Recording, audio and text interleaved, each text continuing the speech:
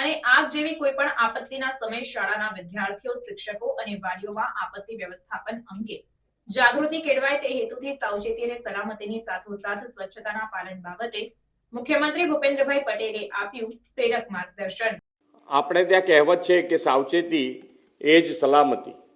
વરસાદ, વાવાઝોડા, ભૂકંપ જેવી કુદરતી આપત્તિ આપણે રોકી શકતા નથી, પરંતુ આવી આફતો સામે રક્ષણાત્મક ઉપાયો, સલામતી અને સાવચેતીના પગલાં લઈને મોટા નુકસાનથી બચી શકાય અને આવા સમયે થતી જાનહાનિ પણ અટકાવી શકાય।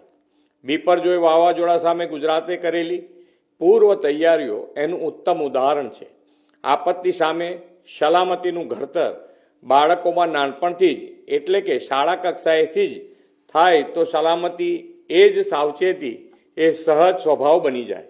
વડાપ્રધાન શ્રી નરેન્દ્રભાઈ મોદીએ આફતનો સામનો નિડરતાથી કરવાની શક્તિ આપણામાં કેળવી છે। એવી જ શક્તિ બાળકોમાં ઉજાગર થાય તે માટે રાજ્ય સરકાર 2015થી દર વર્ષે શાળા સલામતી સપ્તાહ ઉજવે છે। બાળકો ઘર પછી સૌથી વધારે સમય શાળામાં વિતાવતા હોય છે, આથી ડિઝાસ્ટર મેનેજમેન્ટની તાલીમ તેમના માટે ખૂબ મહત્વની છે। સ્કૂલ મેનેજમેન્ટ તેમજ શિક્ષકો અને અન્ય સ્ટાફ સુસજ્જ અને તાલીમબદ્ધ હોય એ પણ ખૂબ જરૂરી છે। શાળાના બાળકોને આફતના સમયે સજાગ રહેવું, ગભરાવું નહીં અને શું કરવું શું ન કરવું તેની સમજ આ શાળા સલામતી સપ્તાહ દરમિયાન અપાતી હોય છે। બાળકોને સ્કૂલ ડિઝાસ્ટર મેનેજમેન્ટ પ્લાન બનાવવાની માહિતી સાથે તેમની પાસે મોક ડ્રીલ પણ આ સપ્તાહ દરમિયાન કરાવવામાં આવશે। આ સપ્તાહ દરમિયાન બાળકો ખૂબ જ ઉત્સાહથી આપત્તિ વ્યવસ્થાપન શીખશે એવો મને વિશ્વાસ છે।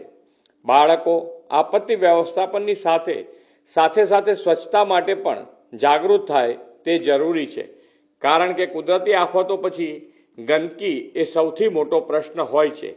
તેના કારણે રોગચાળો પણ ફાટી નીકળતો હોય છે। સલામતીની સાથે સ્વચ્છતા દ્વારા આપણે ઘણી બધી સમસ્યાઓથી બચી શકીએ। શાળા સલામતી સપ્તાહ એ ભવિષ્યના દરેક પડકારો સામે બાથ ભેળવા માટે ભાવિ પેઢીને સક્ષમ બનાવવાનો કાર્યક્રમ છે। બાળકો સહિત સૌના ભાવિને સુરક્ષિત કરતા GSDMAના આ આયોજનને સફળતાની શુભેચ્છાઓ પાઠવું છું। ભારત માતા કી જય, વંદે માતરમ, જય જય ગરવી।